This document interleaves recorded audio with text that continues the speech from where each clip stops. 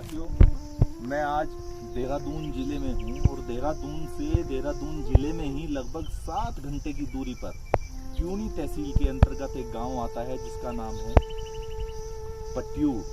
पट्यूड़ गांव के मैं ऊपर पे हूँ, वो उखड़ आप देख रहे हैं, वहाँ पर 2 खाई हैं, खाई के बीच में यहाँ पर पट्यूड़ है। ये जो क्षेत्र है देहरादून के अंतर्गत 3 तहसीलें आती हैं, कालसी, चक्राता और त्यूनी। जो तीनों तहसीलों को जनजाति क्षेत्र में रखा गया है, इनको जनजाति क्षेत्र माना गया है। और देहरादून से लगभग 8 घंटे की दूरी, 7 से 8 घंटे की दूरी तय करने के बाद मैं यहाँ पहुँचा। यहाँ जो तहसील है त्यूनी, वो इस गांव से लगभग 2.5 घंटे की दूरी पर है। और ये जो जोनसार बावर का क्षेत्र है, इसमें लगभग 350 गाँव आते हैं और 350 गाँव में से लगभग मैं 100 से ज़्यादा गाँवों में घूमा हूँ।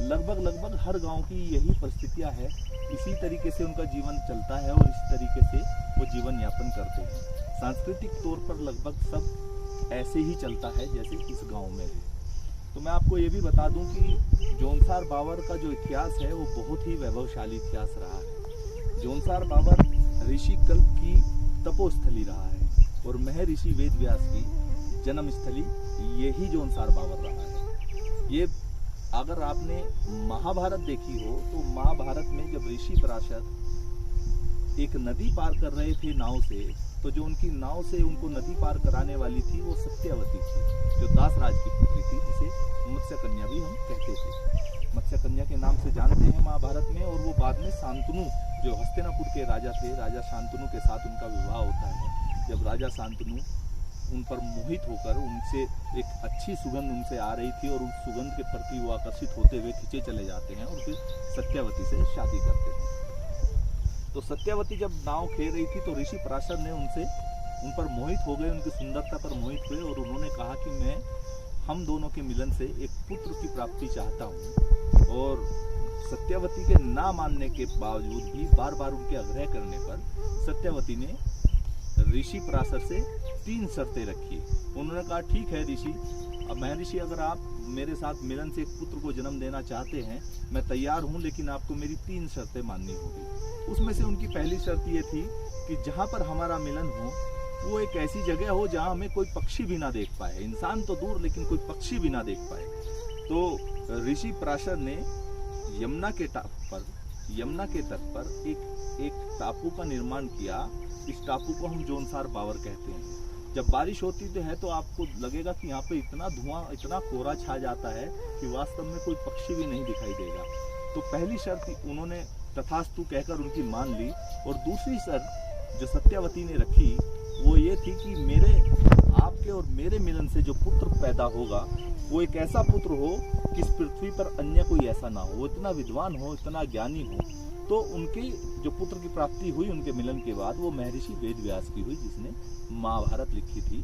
अगर याद हो तो धृतराष्ट्र को के जो साथी थे संजय, जिनको दिव्य दृष्टि दी गई थी, वो वेदव्यास ऋषि ने ही दी थी।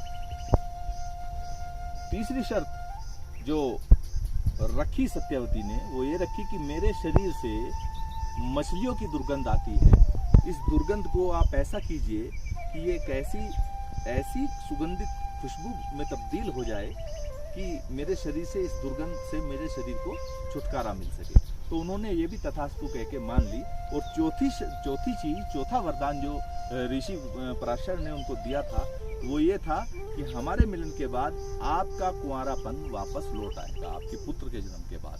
तो ऐसा ही हुआ। बाद में उनकी शांतनु से शादी हुई। शांतनु के बाद उनके जो पुत्र हुए उसमें से विचित्रवीर को राज्य मिला, वो आप सब लोग जानते हैं। फिर विचित्रवीर जो है युद्ध में शहीद हुए।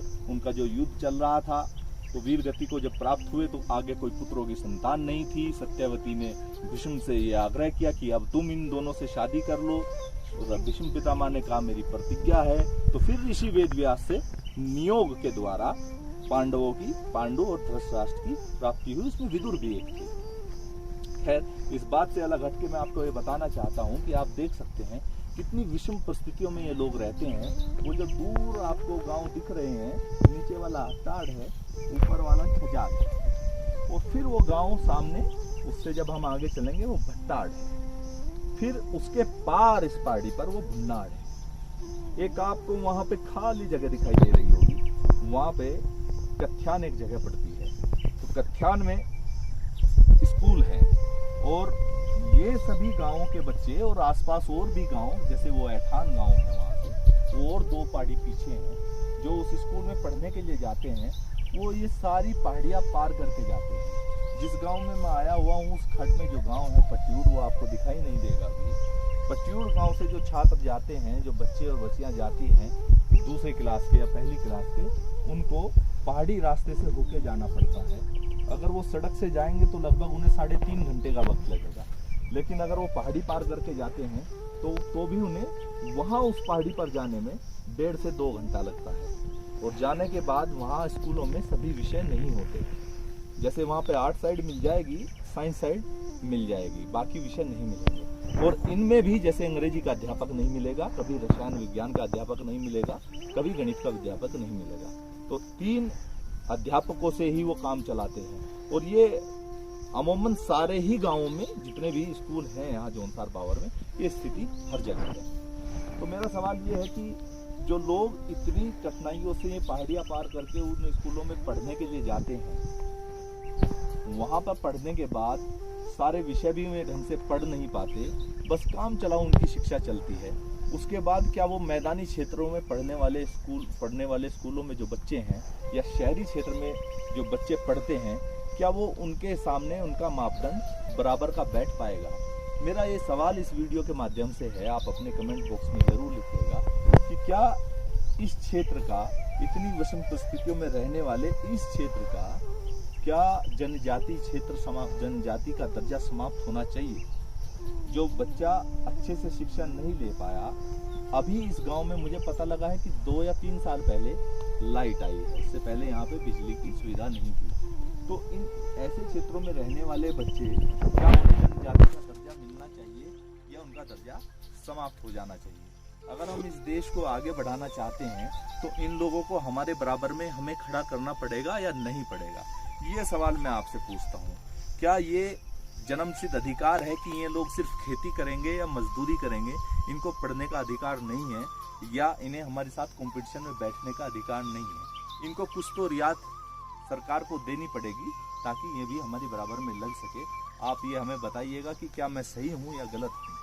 इसके बाद मैं बताना चाहता हूँ कि ये जो क्षेत्र है, बताते हैं कि यहाँ पर स्वर्गीय गुलाब सिंह चौहान जो थे वो यहाँ से विधायक रहते थे चक्राता से।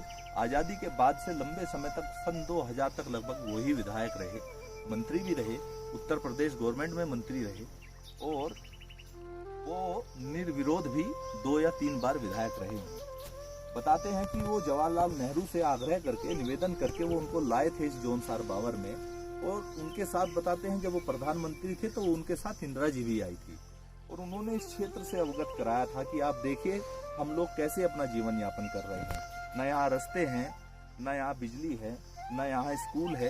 उस समय सिर्फ एक स्कूल होता था, वो भी चक्राता में, और चक्राता जाने के लिए यहाँ से हमें अगर बाय रोड हम जाते हैं तो लगभग हमें 5 घंटे का सफर तय करना पड़ता है।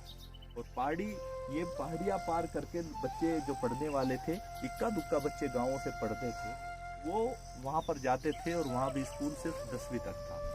नेहरू जी ने जब इस क्षेत्र को देखा तो बड़े अचंभित हुए, और उन्होंने कहा वास्तव में आप बहुत ही पिछड़े हुए इलाके में रहते हो, और आपके लोग, इस देश जब ये आगे बढ़ेगा उस रेस में यहाँ के लोग बहुत पीछे रह जाएंगे, इसलिए अनिवार्य है कि यहाँ का जनजाति दर्जा इस क्षेत्र को मिल जाना चाहिए। तो उनके गुजरने के बाद, उनके देहावसान के बाद, इंदिरा जी ने 1969 में 1969 में इसको जनजाति क्षेत्र का दर्जा दिया था।